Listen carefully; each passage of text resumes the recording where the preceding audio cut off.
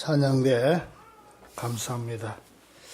제가 홈페이지에 들어가서 내 설교를 이렇게 보니까 시작할 때마다 찬양대 감사하다고 하니까 이 내 근성으로 하는 소리로 알아들을 수도 있겠다 싶어서 앞으로는 얘기 안 하더라도 잘하는 걸로 알고 삐지지 마시기 바랍니다.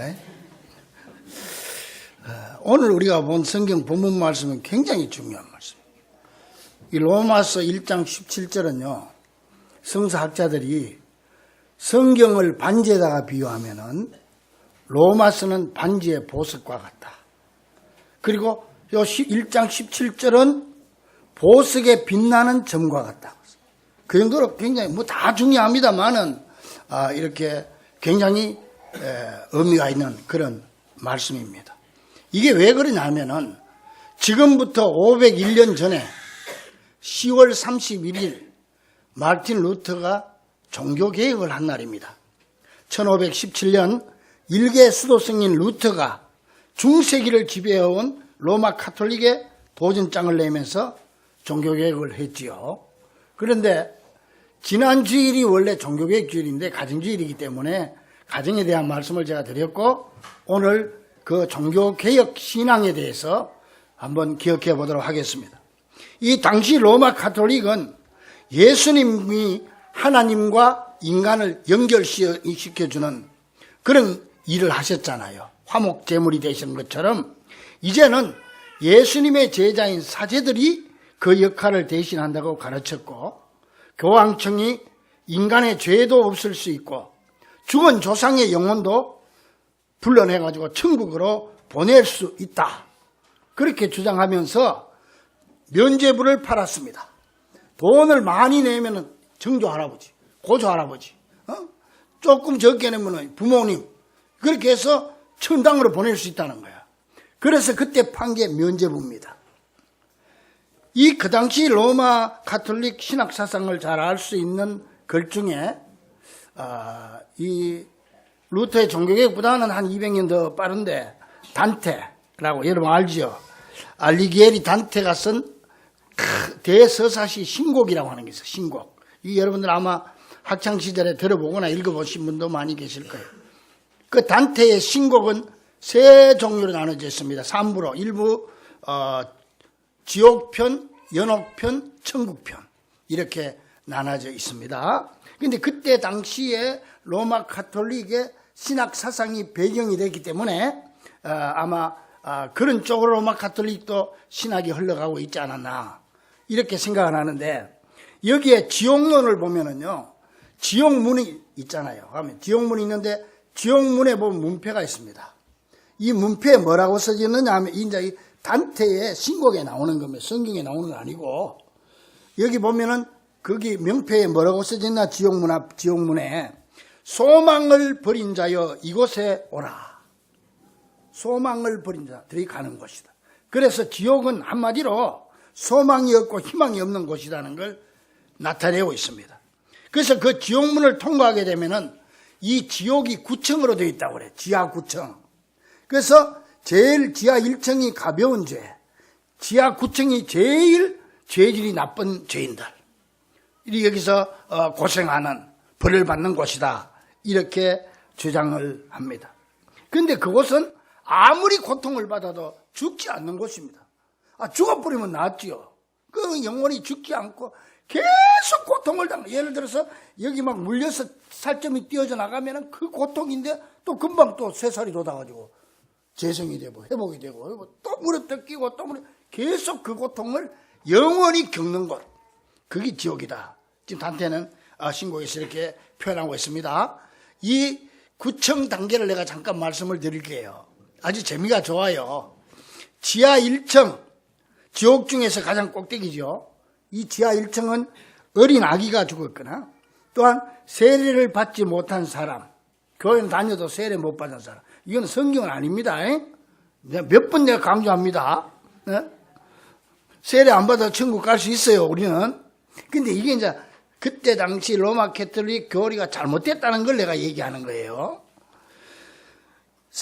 영세 안 받은 사람, 그 다음에 예수는 안 믿어도 선하게 사는 사람들이 지하 1층 지옥으로 간다는 거예요.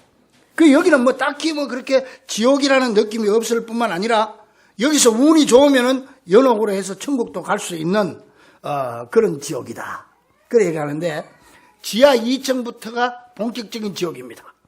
이 지하 2층은 세욕 지옥이다. 세욕에 빠진 사람들이 가는 곳으로 시도 때도 없이 폭풍이 몰려오는 것이다. 그렇게 얘기하고 클레오파트라도 여기 있다. 그래 얘기합니다. 그리고 지하 3층은 폭식 지옥이다. 폭식, 뭐 먹는 거, 폭음이나 폭식과 같이 먹는 데 욕심이 많아가지고 중독에 빠진 사람들이 가는 곳이다. 이 지하 3층.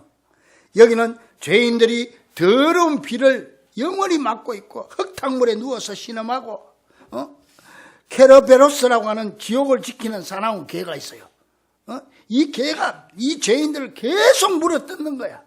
뜯으면은 그냥 금방 회복, 새살이 돋아나고 뜯으면 회복살이 돋아나니까 영원토록 그렇게 괴로워하는 것이. 지하 3층. 이제 내려갈수록 더 중범자들이 가는 것이죠. 지하 4층은 탐욕지옥이다. 그래서 재물로 죄를 지은 자들이 가는 곳으로 사치하거나 인색했던 죄인들이 가는 것입니다. 여기서는 가슴으로 무거운 짐을 굴리고 서로 몸이 부딪히면은 서로 죄를 탓하고 계속 원망 불평하는 곳이다 그랬고, 지하 5층은 분노지옥이다 그랬어요. 분노로 화를 많이 낸 사람들이 가는 곳이다. 지하 5층. 이 사람들은 스틱스라고 하는 강에 빠져가지고 허우적거리면서 서로를 계속 영원토록 물고 뜯고 싸우는 거예요. 물속에서. 자, 그 다음 이제 지하 6층부터는 중범죄자들이 가는 것이죠. 이제 지하 6층은 이단 지옥입니다. 사이비 이단자들이 가는 지옥이죠. 이 죄인들은 뜨거운 쇠 같은 관으로 되어 있는데 그 뜨거운데 이 죄질의 정도에 따라서 더 뜨거워진다는 거예요. 거기 누워가지고 괴로워하는 거예요. 근데 최후의 심판이 시작되면은 이 관의 뚜껑이 딱 닫혀서 영원히 거기서 나오지 못하고 그 뜨거운 관 속에서 괴로워하고 있는 거예요. 그리고 지하 7층은 폭력지옥입니다. 여기는 폭군과 독재자들이 플래케톤이라고 하는 피해 강에서 허우적거리고 자살한 사람들과 재산을 탕진한 사람들은 숲속에서 영원히 괴물에게 이리 쫓기고 저리 쫓기면서 도망다니고 평생이 아니라 영원토록 그렇게 영원토록.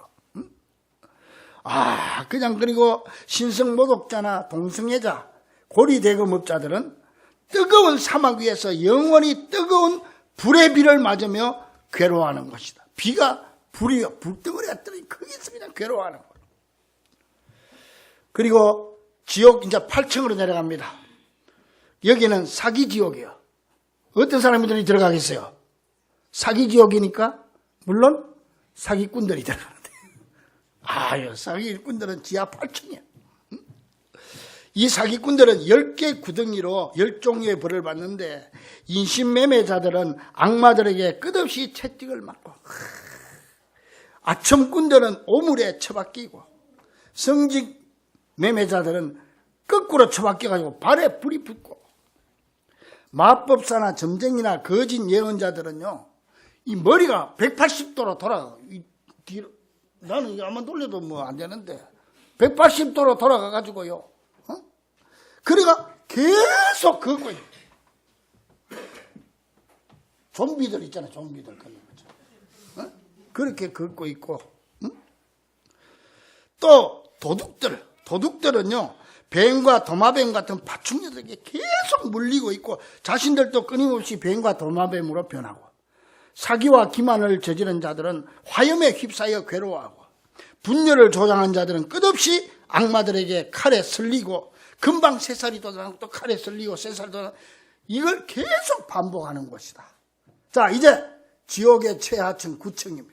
제일 중범죄자들이 가는 것이. 여러분, 중범죄가 뭐라고 생각하세요?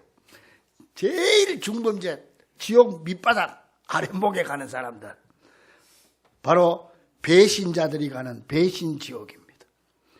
그래서 그 당시는 배신자를 제일 나쁜 사람으로 봤어요.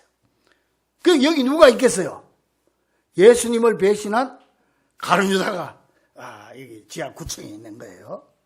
그러니까 여기는 코키투스라고 하는 얼음 호수로 되어 있는데 국가나 가족이나 친구나 스승이나 은인 등을 배신한 배신자들이 가는 곳으로 차가운 얼음 속에 영원히 갇혀 있고 가룟 유다도 거기 있는데 여기 총 책임자는 하나님을 배신하고 타락한 루시퍼가 거기 있다고 책임자로 있다고 합니다. 여러분 그 유명한 로댕의 생각하는 사람이라고 하는 조각품 알죠? 로댕이 남자가 빨가벗고 나체로 바윗돌에 앉아가지고 턱을 이렇게 고고 이래가서 그런 그림이 있어요. 그 작품이 있잖아요. 그 뭘 생각하는지 그 제목이 생각하는 사람이요. 뭘 생각하는지 아세요? 거기서 우리는 그 낭만적으로 생각해가 아주 사랑하는 애인을 생각하는 것 같고 그런데 그게 아니고 이 로댕이 단테 신곡을 아주 집중적으로 봤어요. 그래가지고 이 로댕에 생각하는 사람이 지옥 문 앞에서 지옥 사람들 9층까지 있는 거 그거 보고 있는 거예요 지금. 그거 보면서 뭘 생각하냐? 인간이 어떻게 살아야 되냐? 내가 저기 들어가면 어떻게 될까? 나는 저렇게 안 살아야지 인생을 어떻게 살아? 이걸 고민하고 있는 게 그게 로댕에 생각하는 사람이에요. 이게 이제 그 비참한 모습을 보면서 고민하고 있는 모습이죠. 자, 이렇게 꼭 이렇다고는 볼 수 없지만 그 당시 신학을 바탕으로 해서 이런 이상한 교리들이 있었다. 이게 성경에는 그런 거 없어요. 성경에는 지옥이 몇 층으로 되어 있다 이게 없어요. 지옥 아니면 천국이고. 그런데 이런 헛된 교리가 그때 깔려 있었다는 거예요. 그리고 또 하나 뭐냐면 아주 다른 교리는 뭐냐? 연옥설이에요. 연옥설. 우리는 천당 아니면 지옥이잖아요. 근데 로마 가톨릭은 천주교는 지금도 중간 단계가 있다. 연옥이 있다. 연옥. 요건 뭐냐? 대기소다 이거지. 사람이 죽으면 거기 가서 어느 기간 동안 대기하다가 거기서 대충 벌도 받고 그러다가 천국 갈 사람 천국 가고 지옥 갈 사람 지옥 간다. 요 연옥이 있거든. 자, 이제 요게 더 큰 문제였어. 그런데 그 연옥에서 대기하는 중에 후손들이나 자녀들이 돈이나 공로로 보상을 하면 돈이 헌금함에 딸랑 떨어지는 순간 그 영혼이 연옥에서 톡 튀어나와서 천국으로 간다는 거예요. 여러분이 봐도 무섭잖아요. 근데 그렇게 가르치고 있었단 말이에요. 이 로마 가톨릭에서. 그러니까 그거 이제 천당으로 부모나 자기 조상들 천국으로 보내려고 전 재산 다 팔아서 면접으로 살 거 아니에요. 효도하는 마음으로. 지금 자기 부모가 거기 있다는데 그거 안 할 사람 누가 있겠어요? 그러니까 막 교황청에 막 재산이 막 늘어가는 거야. 돈이 그리다 보니 돈이 있으니까 또 권력이 있고 권력이 있으니까 그게 또 죄가 막 들끓는 거 아니에요. 그렇게 되니까 이때 이 모습을 본 마르틴 루터나 종교개혁자들이 말이죠. 그건 아니다는 거지. 천국은 돈으로 살 수 있는 게 아니고 오직 믿음으로만 가는 곳이다. 믿습니까? 그러면서 일어선 것이 바로 종교개혁이고 여기서 구교, 천주교에서 개신교가 생겨나게 되는 거예요. 우리 개신교가 탄생하게 되는. 그 당시는요. 성경도요. 히브리어나 헬라어로 된 원어 성경만 있었지 이런 번역 성경이 없었어요. 왜냐하면은 어디 이 히브리어나 헬라어 이 원어 성경은 신의 언어라고 했어. 신의 언어로만 번역을 해야지. 하나님의 말씀을 세속적인 인간의 말로 번역하면 안 된다는 거예요. 그래 이걸 번역을 못하게 했어. 그러니까 히브리어 헬라 그 어려운 단어를 그거를 신부들만 자기들만 사제들만 보면서 이걸 가르치니까 교인들은 성경을 하나도 못 보니까 이러면 이런 줄 알고 저러면 저런 줄 알고 그냥 그렇게 믿었잖아요. 그런데 루터가 아니다는 것이. 이 성경을 우리 인간의 언어로 번역을 해야 된다. 그래야 루터가 독일어로 번역을 한 거 아닙니까? 번역을 하다 마침 그때 또 구텐베르크에서 인쇄술이 발달이 돼가지고 95개 조항이나 성경을 인쇄해가지고 막 내는 거야. 그러니까 많은 사람들이 다 이 성경을 보게 되니까, 아하! 이걸 보니까 지금까지 우리가 속았구나, 이거. 우리가 지금 교황청에 배운 게 가짜구나. 이걸 깨닫게 되는 거예요. 그래서 생긴 게 우리 개신교예요. 개신교. 로마서 1장 17절에 분명히 나와 있습니다. 아까 본문 봤습니다. 복음에는 하나님의 의가 나타나서 믿음으로 믿음에 이르게 하나니 기록된 바 오직 의인은 뭐로 말미암아 살리라? 믿음으로 말미암아 삶과 같으니라. 따라합니다. 오직 의인은 믿음으로 말미암아 살리라. 믿습니까?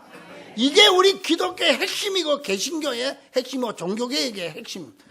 그래서 루터가 목숨 걸고, 그 당시는요, 루터가 이렇게 반박을 하는 게 지금 우리 수준이 아니에요. 그때는 목숨 내놓고 하는 거예요. 왜냐하면 교황청이 돈 있지, 권력 있지, 황제도 교황이 임명을 했다가 뺏었다가 하는 그런 상황이었으니까 여기에 지금 대든단 말이에요. 그러니까 루터는 뭐 죽기 직전이죠. 이제 잡히면 죽는 거예요. 그런데 이제 군중들이 막 일어나니까 어떻게 할 수도 없고, 그런 상태에서 목숨 내걸고 한 이 종교개혁 신앙에, 그래서 첫 번째가 뭐냐 하면은 라틴어로 솔라 피데, 즉 오직 믿음으로. 이게 첫 번째부터, 첫 번째 구호예요. 따라합니다. 오직 믿음으로. 오직 믿음으로. 죄 많은 인간들이 죄 용서함을 받고 천국 갈 수 있는 길은 돈도 아니고 공로도 아니고 오직 믿음뿐이라는 거예요. 오직 믿음으로. 여러분들도 교회에 이렇게 뭐 헌금도 많이 하고 다 합니다. 근데 헌금한다고 천국 가는 거 아닙니다. 그거는 우리가 하나님의 받은 은혜에 감사해서 하는 거지, 그걸 돈으로 주고 사고 팔고 하는 게 아니란 말이에요. 근데 그때는 그렇게 했다, 이게. 그러니까 오직 믿음으로 솔라 피데. 이 믿음은 유대인이나 이방인이나 차별이 없고 모든 믿는 자에게 구원을 주시는 하나님의 능력이 되는 줄 믿으시기 바랍니다. 그래서 루터는 첫 번째로 종교개혁 신앙의 핵심 구호가 뭐냐? 솔라 피데. 오직 믿음으로. 이걸 외치고 나온 거예요. 그 다음에 둘째는 뭐냐 하면은 솔라 크리스투스. 그리스도. 오직 그리스도로. 따라합니다. 오직 그리스도로. 오직 그리스도로. 이 중세 로마는 그 당시는 말이죠. 하나님의 은혜는 하나님이 나한테 직접 내려오는 게 아니고 꼭 중간에 사제, 신부님을 통해서 내려오는 걸로 돼 있어. 아무리 타락한 사제라고 할지라도 이 사제를 통해서라야 은혜가 됩니다. 이 사제가 은혜를 안 주면 못 받는다는 거예요. 못 받는다는 거예요. 그러니까 사람들이 사제 앞에 가서 벌벌 떠지, 왜 은혜 받으려고. 그런데 루터는 그게 아니라는 거예요. 하나님의 은혜는 오직 예수 그리스도를 통해서만 우리에게 직접 내려오는 것이다. 믿습니까? 이걸 주장하는 거예요.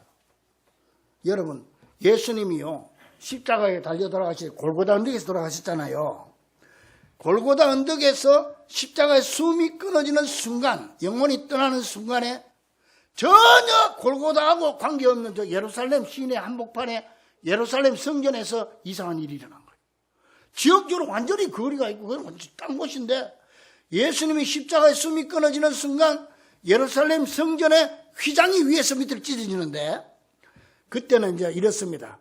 구약 시대는 여기가 성소고 여기 강대상이 지성소예요. 그러면 여기가 큰 휘장으로 손으로 짠 휘장이 두께가 이렇습니다. 이게 사람이 찢어도 못 찢어. 이게 가로막혀 있단 말이에요. 여기는 아무나 사람들 들어오면 죽어요. 여기는 대제사장만 들어가서 제사를 지내는 것이에요. 대제사장만. 이게 딱 그런데 예수님이 십자가에 돌아가시는 순간에 이 예루살렘 성전의 휘장이 위에서 밑으로 쫙 찢어버린 거예요. 이건 뭘 의미하느냐? 밑에서 위로 찢었으면 사람이 찢었다고 뭐 찢어지지 않아요. 하지만은 위에서 밑으로 찢었다고 하는 것은 하나님이 찢은 줄로 믿습니다. 그래서 이건 뭘 의미하느냐 하면은 이제는 대제사장을 통해서 하나님한테 가는 게 아니고 하나님하고 직접 간다는 거예요. 예수님은 그래서 길이 활짝 열린 거예요. 십자가의 길이 열려버렸다. 그래서 그 휘장을 찢어버린 하나님이. 그렇기 때문에 여러분, 우리가 하나님 앞에 은혜 받는 것은 예수님을 통해서 나한테 직접 내려오는 것인 줄로 믿으시기 바랍니다. 교황이나 신부나 목사가 거기에 끼어들 권한도 권리도 없습니다. 내가 하나님 앞에 일대일로 받는 겁니다. 이게 바로 솔라 크리스투스, 오직 그리스도라. 그러므로 우리가 구원받고 은혜받고 천국 가는 길은 오직 예수 그리스도 한 분뿐이심을 믿으시기 바랍니다. 그래서 그게 찢어짐으로 말미암아 그때부터 만인 제사장, 이게 만인 제사장 뭐예요? 모든 사람이 다 제사장이에요. 목사만 제사장이 아니에요. 여러분도 다 제사장이에요. 만인이 제사장. 이게 종교계예요. 그 여러분들이 왜 예수님 이름으로 하나님 앞에 직접 하니까 여러분도 다 제사장. 찬양제는 찬양하는 제사장. 봉사는 봉사하는 제사장. 목사는 설교하는 제사장. 똑같다 이거예요. 우린 다 만인 제사장이다. 그래서 베드로전서 2장 9절에 너희는 택하신 족속이요 왕같은 제사장들이요 거룩한 나라요 그의 소유된 백성이니. 분명히 성경에 우리를 보고 왕같은 제사장이라고 얘기했어. 지금도 천주교 가면은 고해성사라고 하는 게 있잖아요. 신부님 앞에 가서 내가 이런 잘못을 했습니다. 용서해 주세요. 그러면 신부님이 예수 이름으로 용서받을지어다 중간 역할을 해준다고. 그런데 그게 틀렸어요. 그게 아니에요. 여러분들이 죄 짓고 나한테 와서 고백하지 마시기 바랍니다. 나는 그럴 자격이 없어. 여러분이 하나님한테 일대일로 하는 거예요. 이게 만인 제사장. 이게 종교개혁으로 말미암아 이루어진 거예요. 자, 셋째. 종교개혁의 모토가 뭐냐? 솔라 스크립투라. 이거는 오직 성경으로. 따라합니다. 오직 성경으로. 오직 성경으로. 중세는 모든 권세가 교황에게 있었고 교황의 말이 성경과 같은 권위를 가진다고 했어요. 지금도 로마 가톨릭은 교황의 말이 성경과 같은 권위를 가집니다. 그래서 천주교가 무서운 겁니다. 교황이 한마디 하면은 성경이 없어도 그게 성경하고 똑같아. 그걸 위해서 죽으면은 순교가 되는 거예요. 그래서 교황은 지옥 갈 영혼도 돈이나 공로를 보고 천국에 보낼 수 있다고 면죄부를 팔았고 수많은 사람들이 전 재산을 털어서 면죄부를 삼으로 교황청 재산이 날로 늘어가고 재산이 늘어가니까 아까 얘기했지만 권력이 끼어들고 거기에 부패가 일어나기 시작한 겁니다. 여기에 대해서 루터는 아니다. 우리 성도가 믿고 따라야 할 최고의 권세는 교황에게 있는 것이 아니고 성경에 있다. 할렐루야. 이게 솔라 스크립투라. 오직 성경으로 그걸 외치고 나온 거예요. 그러므로 여러분 우리는 성경이 최고의 권위이기 때문에 성경에 기록된 말씀이라면 무조건 믿고 목숨 걸고 순종해야 되지만은 교황도 성경에 없는 말을 한다면 복종할 수 없다는 사실을 알아야 되는 것입니다. 1517년에 종교개혁이 이제 처음 발단이 됐는데 그때는 뭐 목숨 걸고 하는 게 얼마, 그때, 지금 여러분 우리는 이렇게 얘기하지만 그때는요, 세상이 개벽하는 이 개혁이야, 이게. 그때는. 온 세상이 뒤집어지는 그런 개혁이에요. 그 당시에. 근데 이게 막 논쟁이 되고 하니까 2년 후, 1519년에 7월달 로마 가톨릭은 이거 안 되겠다 싶어가지고 자기들이 유명한 가톨릭 학자이자 교수였던 존 에크를 루터에게 보내가지고 라이프치히에서 한번 우리가 논쟁하자. 우리가 한번 붙어보자. 말로. 그렇게 해서 그걸 논쟁을 했는데 이게 그 유명한 라이프치히 논쟁입니다. 이때 존 에크는 계속해서 말하기를 교황님이 말씀하시기를 그렇게 얘기했어. 근데 루터는 그게 아니다. 성경이 말씀하시기를 이렇게 주장합니다. 그래서 루터가 이 존 에크에게 말합니다. 저 사람은 마귀가 십자가를 피해가듯이 성경을 피해간다. 그렇게 말하면서 성경을 아는 평신도가 성경을 모르는 교황보다 훨씬 신령하다. 그렇게 얘기해요. 이게 뭐 그때로서는 교황이 들으면 온 세상이 뒤집어질 소리예요, 이게. 그래서 우리도 성경을 봐야 된다고 성경을 독일어로 인쇄해가지고 찍어내서 막 보고 하는 거예요. 그러므로 우리의 신앙은 어떤 사람의 말보다 오직 성경으로, 오직 성경 중심 신앙이 되어야 함을 잊지 말기를 간절히 축원합니다. 오직 성경입니다. 목사가 이 설교에도 성경 아닌 건 안 믿어야 돼. 성경이 오직 성경. 그 다음 넷째 종교개혁 신앙은 솔라 그라티아, 즉 오직 은혜로. 따라합니다. 오직 은혜로. 오직 은혜로. 구원은 예수 그리스도로 믿는 믿음으로 받는 건데, 자, 그렇다면 여러분 보세요. 이 믿음은 누가 주는 겁니까?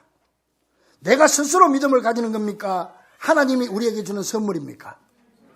그렇지. 여러분은 지금 선물이라고 금방 대답하지만 이때는 그게 없었어요.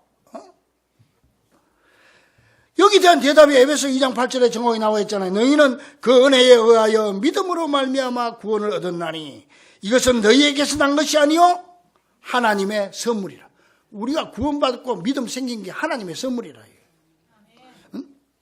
그래서 우리가 가진 믿음은 솔라 그라티아, 즉 오직 하나님의 은혜로 나에게 선물로 주어진 것인 줄 믿으시기 바랍니다. 이 가톨릭 신자들과 아나베프티스트, 이 제침례교파, 이 외국에 가면 유럽 쪽에 가면 이 파가 많이 있어요.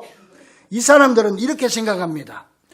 50% 하나님이 은혜를 주고 50%는 내 의지가 들어간 100%잖아. 그래서 예수 믿고 구원받는다 이렇게 생각합니다. 그러니까는 구원받는데 하나님의 은혜 50%, 내 노력 50%. 그래가 100% 구원을 받는다 이렇게 생각합니다. 이건 잘못된 겁니다. 잘못된 겁니다. 100% 하나님의 은혜인 줄로 믿습니다. 그러나 한번 깊이 생각해 봐요, 여러분. 여러분은 자기의 의지로 예수를 믿게 됐습니까? 응? 여러분이 좋아서 교회 나온 것 같아도요, 아닙니다. 깊이 생각해 보면은 그 어떤 알지 못하는 힘이 나를 교회로 인도한 겁니다. 그래서 우리는 내가 알지도 못했고 내가 깨닫지도 못했던 그 손길이 바로 하나님의 손길이었다는 사실을 깨닫고 감사하게 되는 것입니다. 오늘도 여러분들이 이 교회에 나왔습니다. 여러분의 의지로 나온 거 아닙니다. 뭔가 하나님의 능력이 내 속에 역사해서 하나님이 나를 오늘 이 자리에 오게 한 줄로 믿습니다. 이게 바로 뭐냐? 솔라 그라티아, 오직 하나님의 은혜로. 이 개신교 정통 신앙이에요. 마지막 5번째 종교개혁 신앙은 뭐냐? 솔리 데오 글로리아, 글로리, 영광, 글로리아. 오직 하나님께 영광을. 따라합니다. 오직 하나님께 영광을. 오직 하나님께 영광을. 그러니까 하나님이 은혜로 주신 믿음으로 말미암아 구원받은 거기 때문에 당연히 하나님이 영광을 받으셔야지 교황이나 사제나 목사나 다른 사람이 그 영광을 가로챌 수 없다는 거예요. 제가 여러분의 설교를 해도 여러분 은혜 받는데 내가 은혜를 줬다고 생각하면 안 돼요. 하나님이 나에게 은혜를 주셨다. 할렐루야. 하나님은 그저 목사를 하나님의 도구로 사용했을 뿐이라고 생각해야지, 목사도 내가 은혜를 줬다고 생각하면 내가 하나님 앞에 큰 죄를 짓게 되는 거예요. 하나님이 구원하신 것이고 하나님이 은혜를 주셨기 때문에, 그래서 오직 하나님만 영광 받으셔야지 목사나 교황이 영광을 가로채서는 안 된다는 말입니다. 이게 바로 솔리 데오 글로리아, 즉 오직 하나님께 영광을 이라는 말입니다. 사랑하는 우리 중보 가족들이요, 우리는 종교개혁 501주년을 보내면서 이 종교개혁의 신앙을 잘 깨닫고 우리의 모든 신앙이 오직 믿음으로, 오직 그리스도로, 오직 성경으로, 오직 은혜로, 오직 하나님께 영광을, 이 5가지에 맞추어서 종교개혁적인 올바른 신앙으로 나아갈 수 있기를 주의 이름으로 간절히 축원합니다. 기도하겠습니다. 아버지 하나님 감사합니다. 정말 부족한 저희들을 오직 믿음으로 구원받도록 길을